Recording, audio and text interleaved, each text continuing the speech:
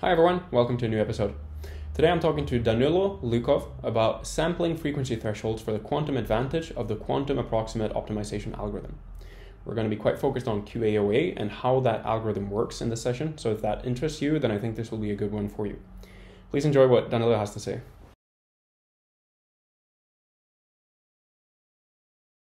Okay, Danylo, thank you very much for joining.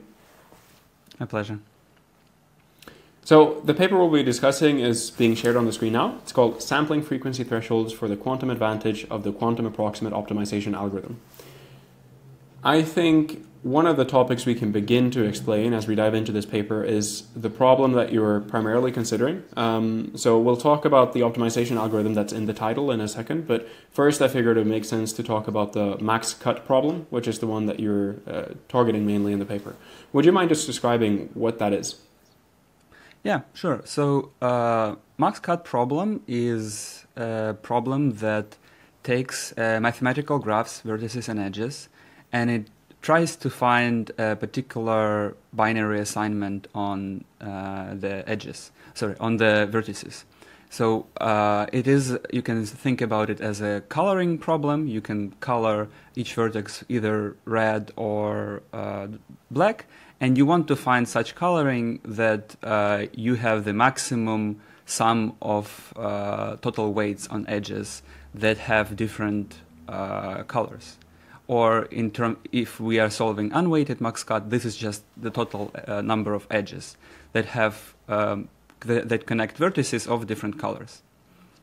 Mm-hmm. That's pretty much it. The problem is hard to solve, and be hard to solve in for a general graph, and there are some applications of this problem. For example, in portfolio optimization or in like hospital placement or public transport placement. Those are some of the applications, but also max cut can be connected to other, as all the NP complete problems. Max cut can be connected to other problems. Mm-hmm. Okay, so for any given graph, what we're trying to optimize is how many of these edges we're able to cut, and we quantify that using the cut fraction, right? So I think we'll reference that in some of the figures in the paper. Would you mind also just describing what that quantity is? Yeah. So the cut fraction is just the number of edges that we are able to cut. If we have 300 edges, if we cut 150, the cut fraction would be 1/2. Usually, we also consider what is called approximation ratio. So for a graph that we know the exact solution for, and this is very hard to get, right? This is a very hard problem. So for large graphs, it's very hard to get. But if we know, we can also have an approximation ratio, which is the ratio between the solution that we found divided by the perfect case. Okay. Do you know the perfect case in the majority of these examples? Like whenever you would test the algorithm, and we're getting ahead of ourselves a little bit now, but whenever you would test the algorithm, would you know what the optimal solution is, or are you simply trying to get something as good as possible? Okay. So how do you quantify that then?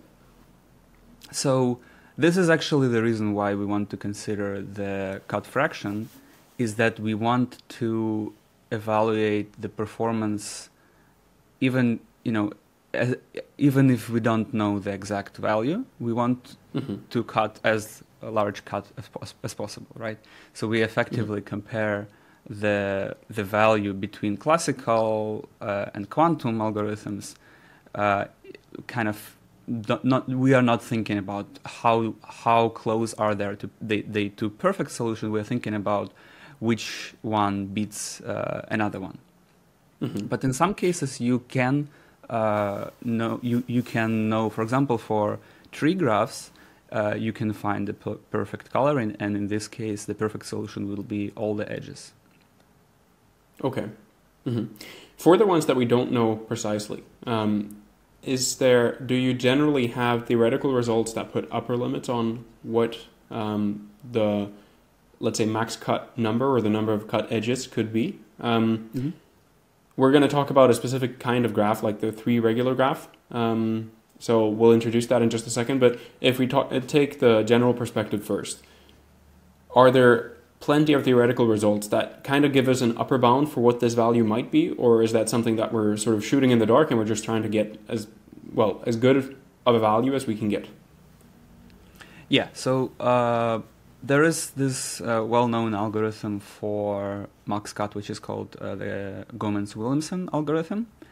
And it does give you an algorithm for finding the solution with given approximation ratio. So approximation ratio, again, is the ratio between our solution and the perfect solution.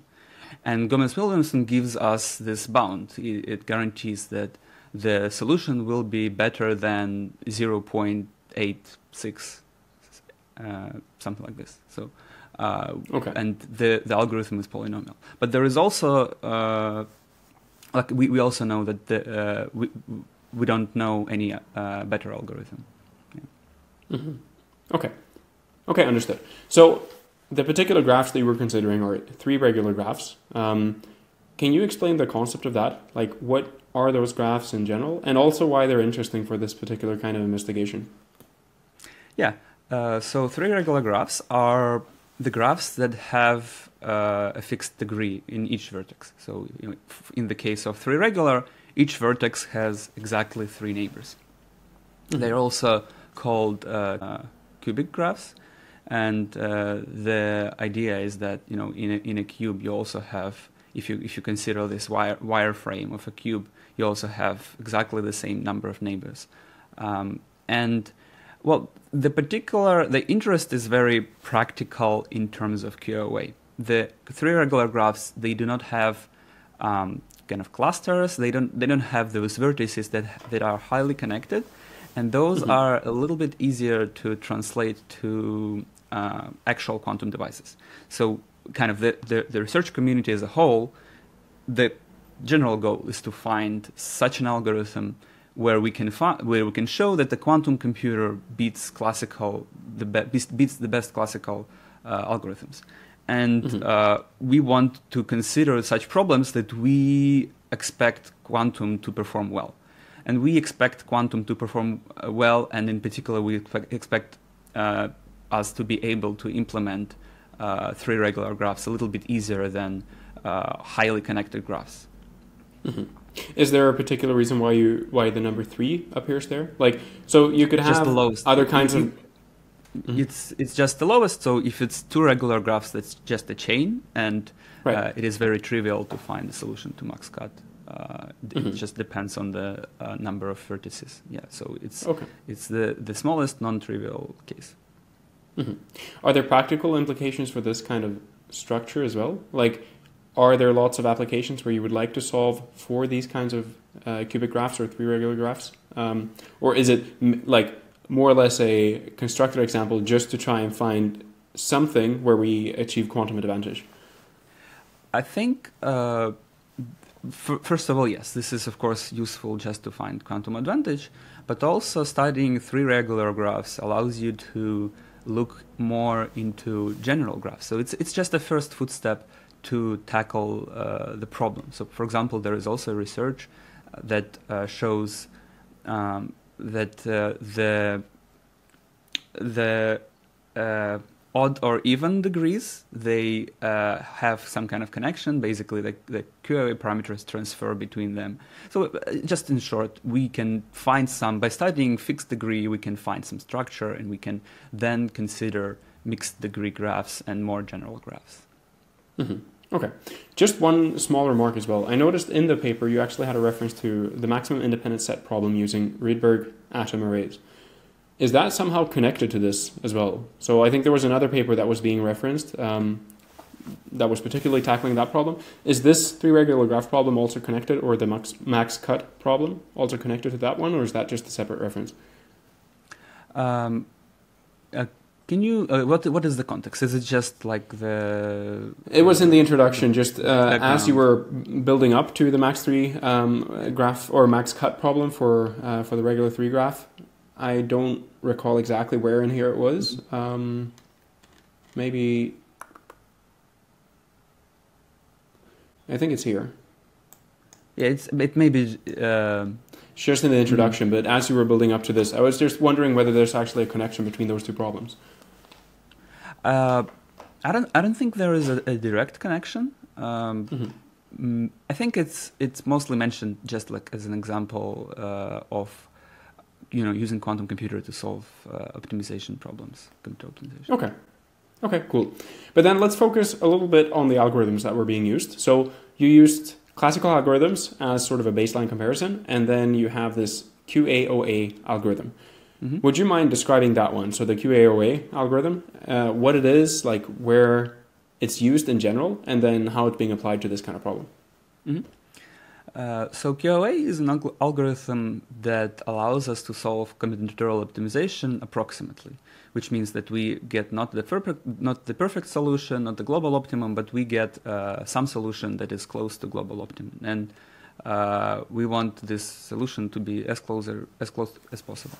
So the QAOA is defined, first we start with the optimization function. So optimization function depends on n binary variables, 0 or 1, and the function takes a string of these binary variables and gives us some number.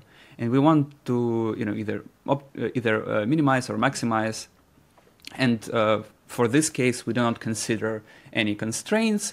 We just consider only that any solution is a feasible solution. So the function space is 2 to the n. So we have a distinct value or like a separate value for each assignment of the binary variables. And QAOA assigns to each qubit the role of this binary variable.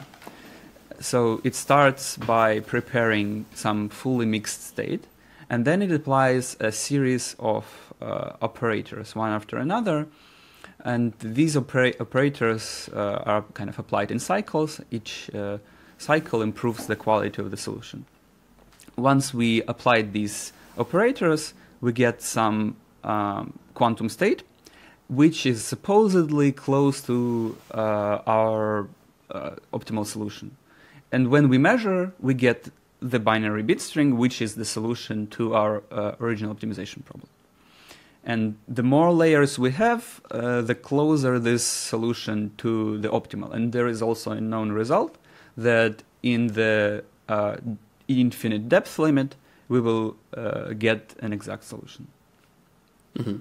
Okay, I want to get to the concept of depth in just a second, but before we go to that, one other consideration I had was when it comes to this QAOA algorithm, there are a few different versions of it. So you have the regular QAOA, then you have like the multi-shot QAOA, multi-shot fixed angle, and single-shot fixed angle, I think, are all versions of this. Could you describe briefly what the difference is between those variations? Yeah. So one important thing that I kind of omitted in my explanation is that each of these layers have a couple of parameters. The parameters determine the quality of our state. So we have to find these parameters, which are called gamma and beta, right? And for each problem, they may be different, and even more so for each particular graph instance, they may be different. So originally, QAOA is thought of a hybrid classical quantum algorithm. You would prepare your ansatz state, so this is the state that is parameterized with parameters gamma and beta. You would measure multiple times with the same parameters. You would estimate your value, and then you would do many such estimations to find like a gradient step, or to just try to guess better parameters gamma and beta. So you would do a classical optimization loop over the whole quantum part, right? And this is in this way you can run QAOA for any problem, right? The previous research, the research that preceded this paper, showed that for 3 regular graphs, we know some good angles that are good for any 3 regular graph. Okay. In this way, we can just take those fixed angles and run the algorithm and just take the shot. We don't need to do this optimization loop.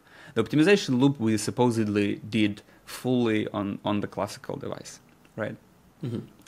And the distinction between single shot and multi-shot is kind of a very simple distinction. You either take one shot from the ansatz state, or you try to get multiple shots, and you select, let's say you do 1,000 shots, you just select the best shot that you get, because you know for each bit string you know the cost value, right? It is easy to calculate. Mm-hmm. Mm-hmm.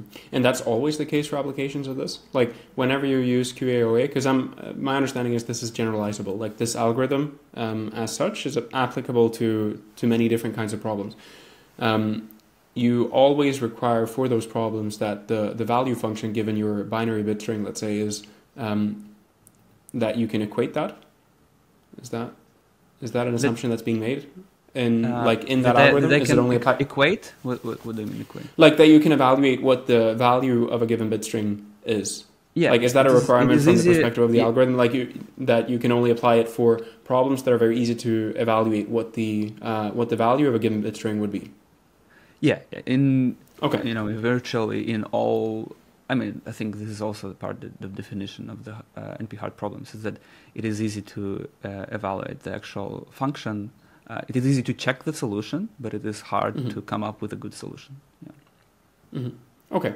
And the binary bit string, is that one-to-one equatable with the assignment of vertices to these different classes, or do you encode it in some other way? Okay.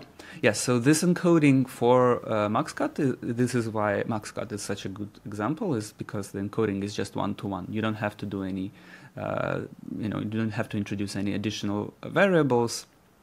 You just say that, first qubit is my first binary variable, second, and so on. Yeah. Mm-hmm. Okay, that makes a lot of sense. So if we talk about the depth now, we kind of talked about it already in some extent, but would you mind just sort of formally describing or defining what that is in this context? Mm-hmm. Maybe it would be good if you scroll to the formula for QAOA. I think Mm-hmm. would be helpful. There is this, I think it's should be a little bit down. Oh. Is it this one you're referring to? That's Mm-hmm. the formula. So right. This plus in the beginning is the initial state, and then we apply, you see, these e to the I gamma 1 times cost, and then e to the I beta 1 times the B operator. So these are the two operators, which are called the cost operator and mixer operator, or there are also different names for them, but they are applied in this kind of cost mixer p times. So the value p is the number of cycles that you apply. Mm-hmm. And this C operator, it is defined by your particular problem, and the B operator is universal for a given flavor of the algorithm. So there are research works that propose using a different mixer, for example, one that uses 2 qubit gates, but this one just uses a sum of X gates. Mm-hmm. Okay, cool. So I think we described pretty much the QAOA algorithm. Would you mind briefly talking about the kind of classical algorithms that exist as baselines that we're going to use in this paper for the QAOA as well? Yeah, absolutely. So we consider 3 algorithms, and there are, of course, many more. For example, there is this Goman-Williamson, which we do not consider. But the ones that we consider are, the first one is flip. Oh, yep, that would be good. So this figure 2 shows the time to solution for different algorithms. So the first one, the simplest one, is the flip algorithm, which is a local greedy optimization. You just take a guess of your solution, and you flip one bit, and you see if this improved your solution or not. If it improves your solution, you leave it as is. Otherwise, you just try a different bit until you cannot finish, until you checked all the bits. So this is a very simple algorithm. It doesn't have a very good performance, but it is just considered its simplicity, and also it is pretty fast. The second algorithm is Gurobi. It is a commercial solver, and it is a very general optimization algorithm. It can be applied to many different problems, and we consider this as like a general purpose algorithm that for all intents and purposes would be a competitor. Let's say we imagine an abstract company that decides whether to use Gurobi or quantum computer, they would do this decision. And then the final one is the implementation of a particular heuristic. So there is a library called MQLib that has that kind of gathers many heuristic approaches to solving MaxCut, and one of the heuristics that we found that performs the best is this Bührer 2002 heuristic, which is actually very fast. The implementation is done in C++, and the implementation is really fast, and the quality of the solution for this is also better than Gurobi. But this is a very narrow algorithm. It is designed only for MaxCut. Mm-hmm. And is it also the case then that Gurobi has some form of guarantees in terms of performance, like in terms of quality of the solution, whereas Bührer, like if that's a heuristic algorithm, doesn't necessarily have that? Is my understanding of that correct as well? So Gurobi is what is called a branch and bound algorithm. So it tries to give you a lower bound and an upper bound on the solution. A lot of time Gurobi spends on proving that the solution is optimal. So if you can visualize it by, for example, you have kind of two lines. One line is the cost value of the solution, the best solution so far found, and another line that goes from top to bottom is the upper bound on the optimal solution. So in this way, Gurobi will give you a proof of the optimality at some point, but we consider it here as it just gives you as a heuristic solver, basically. We consider how does this quality of the best solution evolves with time. Mm-hmm.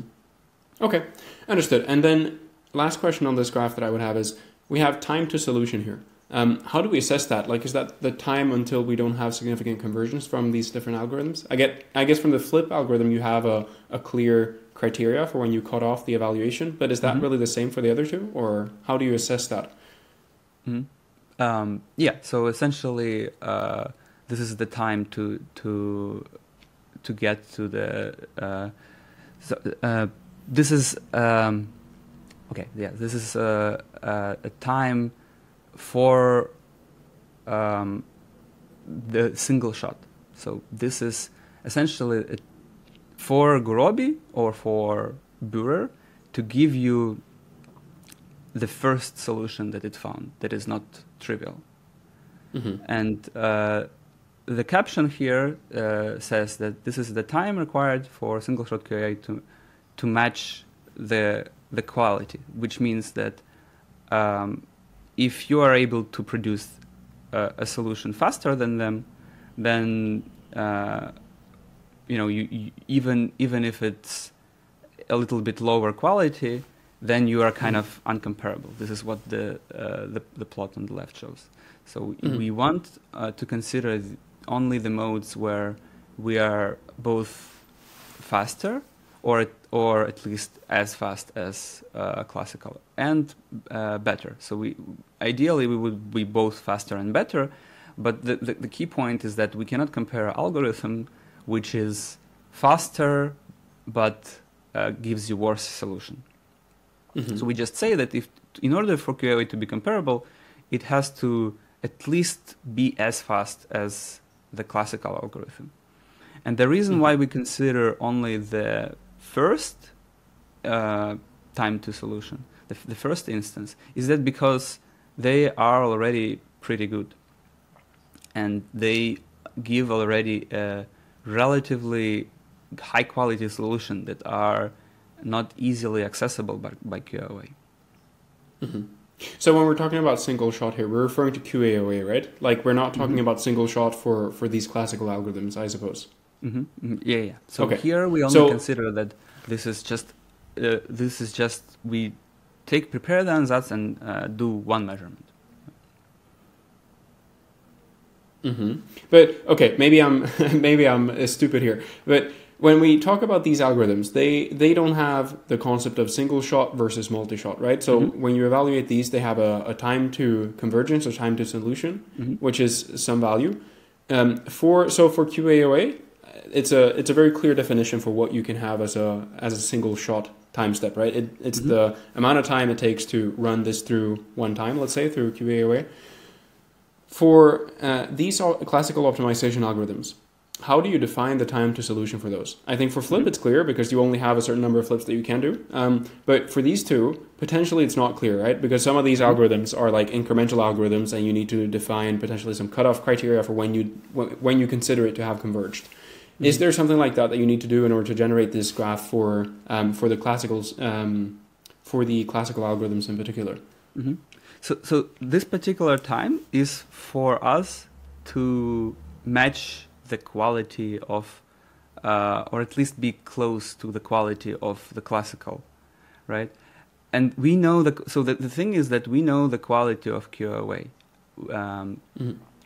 We know it because we only do the fixed angle, and the research that shows us that gives us the fixed angle, it also gives us the expected performance, and we also have some experimental support for why we think that a fixed angle will give us this and this solution quality.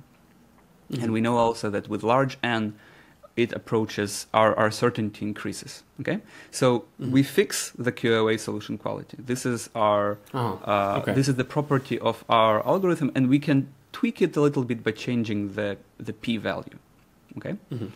And if we look at the performance of the Gurobi and Bührer, if you scroll, I think it would be figure of later in the text. Okay, a little bit up. Yeah, figure 3.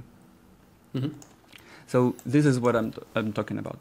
This is the quality obtained from the algorithms.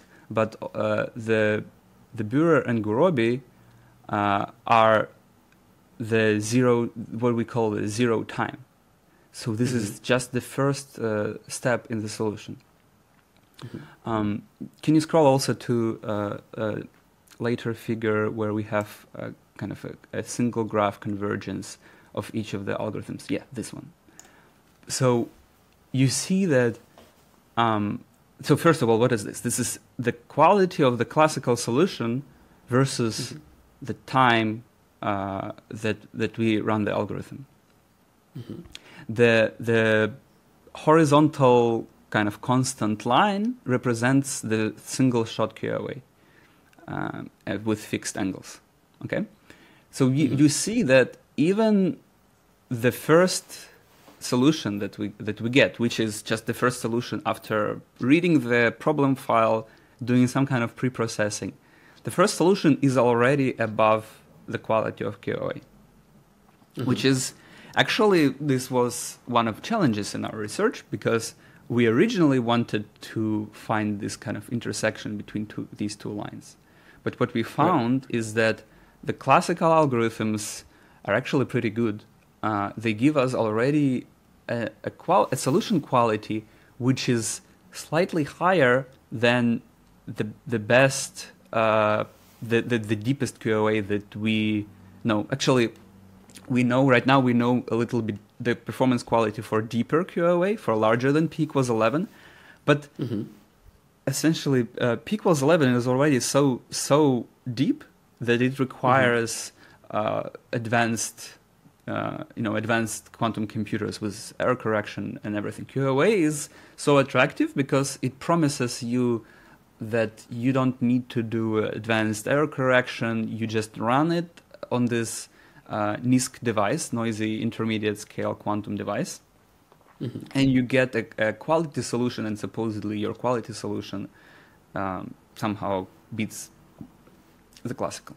So what we show is that the performance of Gurobi, and especially the performance of MQLib with Bührer 2002 heuristic is way better than the QAOA, the single shot QAOA. But of course, one could argue, well, what if you do the multi-shot? And we do the analysis for multi-shot as well, and we also state very clearly that the multi-shot only can give you advantage for for intermediately sized graphs. So for large graphs, we know that the multi-shot will give solutions that are concentrated near the expectation value. Okay, so maybe we can have a look at that later. But then if we take the n value here, so the size of this one, n is 256, is this the number of vertices, or what does big N actually represent? Yes, this is the number of vertices.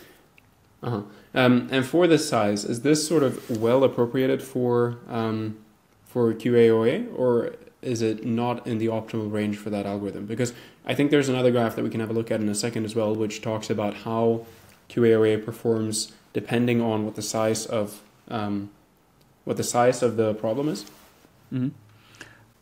So I mean, N256 is a pretty large size. So right now, I think the largest quantum computer is, in terms of qubits, that's not a very robust technique to compare, but in terms of qubits, the largest is by IBM, is 433, but they announced it just recently.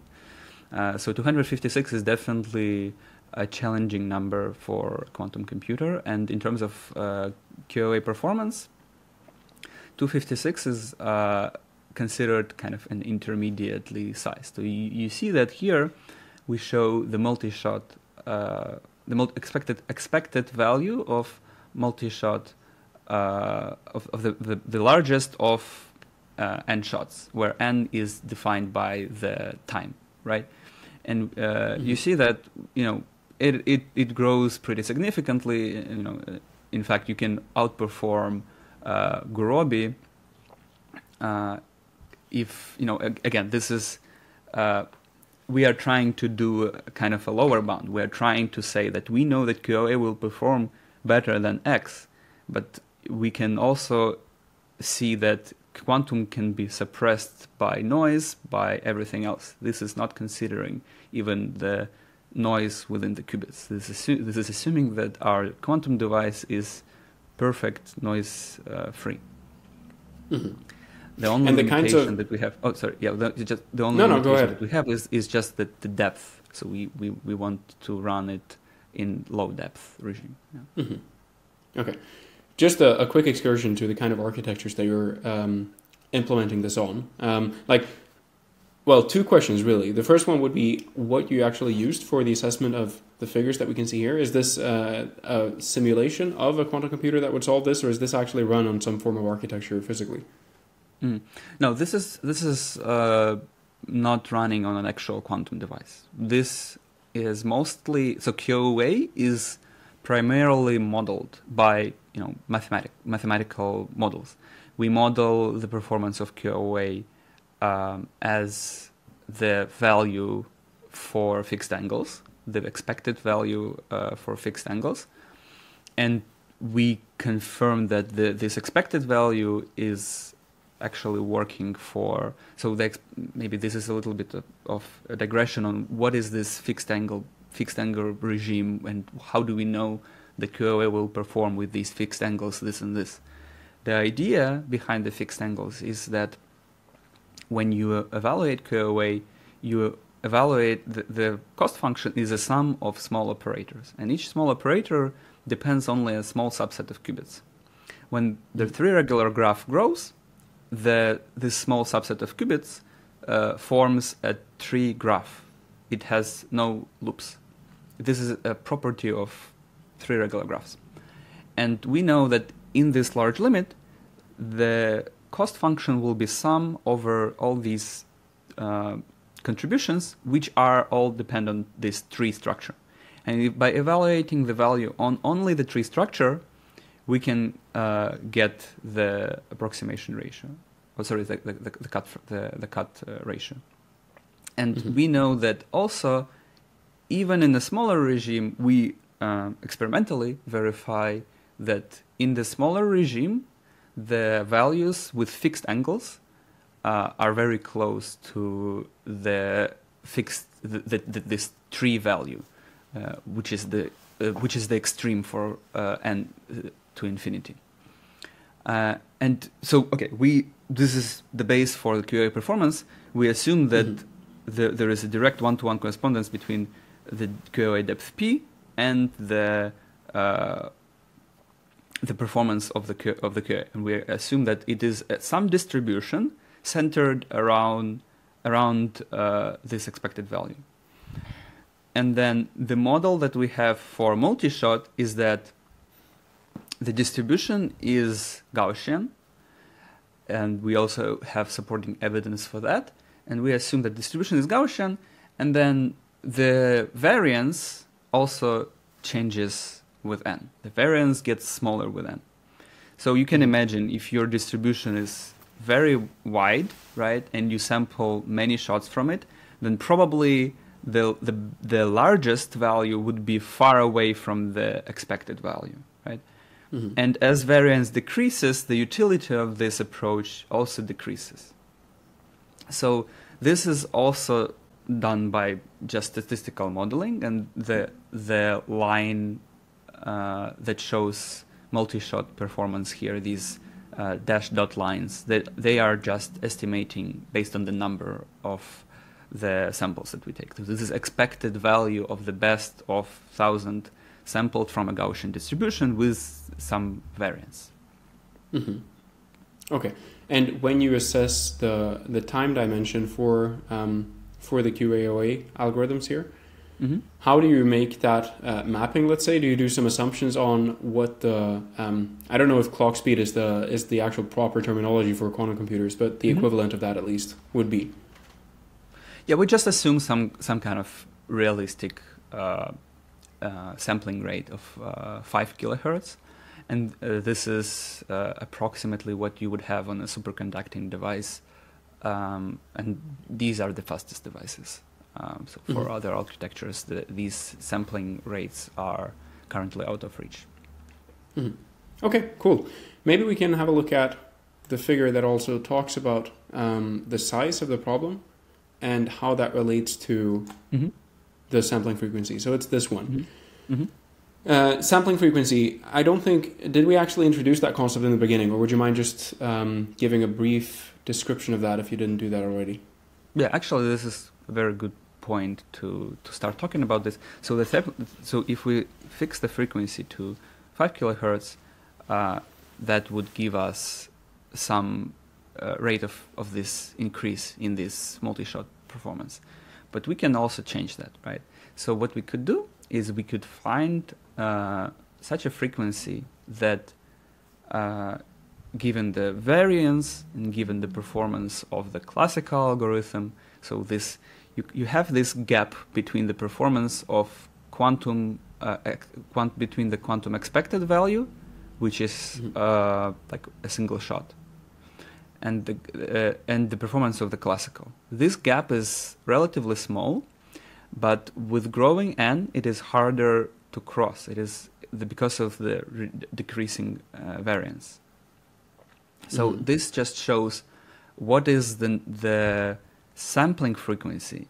You can think about it as just calculating the number of shots, the number of measurements that you need to do in order to close this gap, and just divide by the time that it took classical algorithm to get to this point. Yes. Okay. And so the reason for the exponential divergence here, just to reiterate, is due to the fact that this variance decreases for the quantum algorithm as n tends to infinity. Yeah. Is there any way to get around that kind of behavior, still using sort of the philosophy of that algorithm, or is that a fundamental limitation of the algorithm itself? I'm not sure if you could say that this is a limitation of the algorithm of the QAOA as, in general, but maybe this is a limitation of applying QAOA to 3 regular graphs. The reason why this happens is that you have a lot of terms that have very small correlations between them. And when they add up, they just form Gaussian. So this is just essentially the central limit theorem. Mm-hmm. Okay.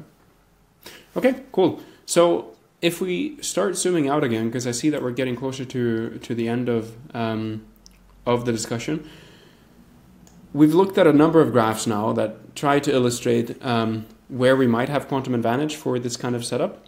I think the conclusion in general is that there is no particular domain for this particular problem where we're able to reach quantum advantage, or is there some part of this landscape now where we actually did achieve it? Mm-hmm. So, yes, this is correct. The kind of general feeling is that in the large, so kind of the main punchline of the paper is that the three regular QAOA in large N limit is not going to give us advantage unless we run deep circuits, and this kind of defeats the purpose of running the three regular QAOA, because the reason to consider it is just this kind of robustness to noise, and that we can get some good solutions with small depth, right? Mm-hmm.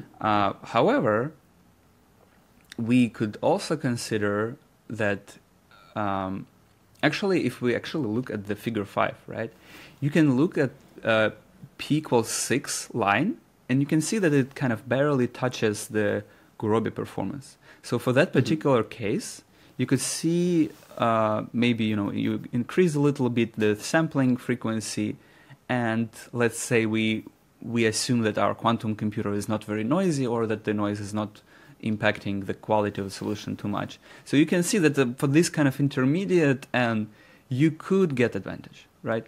But I think this is also a little bit kind of not very reliable. Is that, well, first of all, you have MQLib, right, which is even better. But even then, if you do this advantage, it is, you can just use more computing power to push kind of this boundary even further. The key idea behind the whole of quantum is that you look at the scaling of the problem within the large N limit. If you don't have advantage in the large N limit, it is a little bit harder to justify why you use quantum. Now, there might be a case in the future where we have a quantum computer with 1,000 nodes, and it just so happens that max cut is better to solve on the quantum. But this is kind of a very narrow field of application. You would still get advantage, but it is a very kind of narrow, and you can get the advantage back very easily by just spending more power on your classical computing resources, and also on developing better algorithms, because you could try to run some algorithms that are optimized for three regular graphs in particular, right? So these algorithms that we use, they didn't have anything three regular inside of them. Mm-hmm. Yeah, no, I get the point, and I guess that the only place where you would really get orders of magnitude of advantage is in one of the limits, and well, probably always the large limit, regardless pretty much of what kind of quantity we're considering for these kinds of algorithms. So I get the rationale. Given that we didn't find that kind of behavior here, as a sort of outlook from the research of the paper, do you see any other fields that are close to this where that might still be the case? So there is also the Rydberg atoms mentioned in the beginning. They solve the independent set problem, and this actually was relatively big news when the Harvard group led by Misha Lukin, they published these results, and QAOA as a company had a very close collaboration. They're essentially a spin-off from his lab. So this was kind of huge news and very successful result. But the device is only, the native implementation is a particular type of graphs. So there is also there's a lot of these kind of flashy news, but there is also like an asterisk or two that come with them. But I think still that So I think they have different ways of encoding non-unit disk graphs, and also this is still a very important achievement, right? You don't actually just like, go and get advantage. You kind of go to it step by step. You go from one side, you go from another side. You can imagine that you take in a fortress, right? You don't just go into the main gate. You set your foot slowly and with different caveats, but those caveats can also be resolved from time to time. So yeah, one of the directions is the MIS problem. Another problem that we see some advantage is what is called low autocorrelation binary sequence, LABS problem. This is actually a research that I co-authored that was published recently, preprint. So those problems are very hard to solve classically, even for I think 54. It is challenging to solve them, but it is like definitely lower than 100. You already struggle to solve on a classical device, and we show that we might get some advantage, but again the advantage is in this deep P limit. I don't know as of right now whether we have some good hints for small p advantage. It seems also in general from the research in terms of the complexity of quantum state that you need deep circuits in order to get to a quote unquote complex state. And if you do not get to complex state, then you can use a clear classical simulator to get to the same state and get the same results. Mm-hmm. Is there a way to actually access deep P values for some of these investigations? Because as you said before, you were simulating the quantum algorithm, or simulating the computer that you would run the quantum algorithm on, and you get back to this problem, right, of in a deep P limit, then I guess that simulation also becomes very expensive to perform. Mm-hmm. Potentially, maybe this is me being too naive, but potentially if quantum computers get to the state where the fidelity is high enough, let's say, and that you can actually scale them to a good enough state, then you could get significantly higher depths of these algorithms, or is that an unreasonable claim? Yeah, exactly. So this is a good point that also the classical algorithms, the algorithms that are used for empirically evaluating the performance of QA here are tensor network contraction algorithms, and a lot of my research work is working on tensor network simulation, tensor network-based simulation of quantum circuits, and they do break down at large depth because of this kind of large light cone, the thing that I talked before with the number of qubits that impact each particular observable. And I think, so there is a way, of course, improving fidelity will improve everything, and this is the most obvious case, but you can also, there are also research groups that explore different ways of running QAOA, for example, different mixer, or maybe they would try to find better parameters, and also, you can try different problems. So there is maybe still, it is not for sure that you will not get advantage, but the main avenue, the highest probability of success, I think, is investing in hardware fidelity, and I think algorithms would be on the second step, just because there is some highly theoretical, high-level research that suggests that you do need deep circuits to get advantage, to get complex state. Yeah. Mm-hmm. Okay, great. As a final question from my side, I would just wonder if there are any, let's say, related research areas. They don't necessarily have to be on increasing the fidelity in the topic that we just mentioned, but just in the space here that you would like to see other researchers in the community sort of pick up. If there's anything like that you've observed that you would like to see? I think maybe more research like on different problems would be interesting to see. These are not the things that I think kind of research community as a whole lacks. I think the research community is really great in terms of like new talent. The quantum field has been exploding with interest and new research. But what would be just interesting to see for me personally in connection with this research is kind of more evaluation of QAOA on different problems and different mixers. And I think it would be also nice if we had some kind of maybe a library or like an open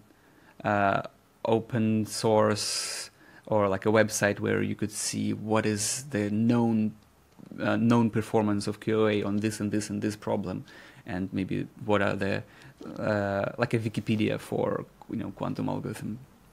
Mm-hmm. Okay, cool. Then with that, I think we can close the interview here. Thanks a lot, Danylo, for joining. Absolutely. Thank you.